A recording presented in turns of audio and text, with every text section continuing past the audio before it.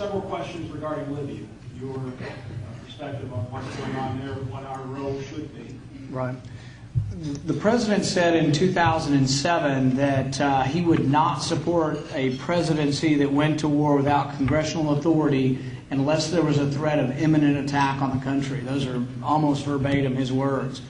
I think it shows a great deal of hypocrisy and lack of respect for the Constitution to bomb a country without having the people's representatives at the very least discuss it. Now, I think everybody in the room, probably to a person, would think that Gaddafi's a bad guy.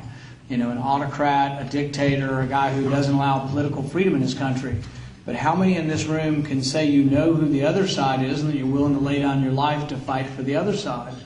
It's easy to know how bad one side is. Pat Buchanan wrote an article yesterday that said many of the jihadists that are going from Libya to Afghanistan, and there have been some captured, are coming from the eastern part of the country over near Benghazi.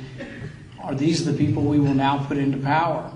Gaddafi's awful, but he's been an awful secular dictator.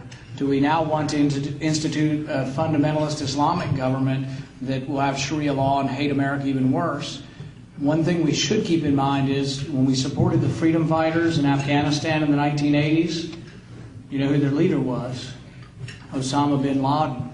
It was the explicit policy of our State Department for at least a decade to support radical jihad. In those words, because we thought that Islam was a problem for the Soviet Union. Well, guess what? It became a problem for us too. The radical Islamists ended up hating us as much or more than the Russians.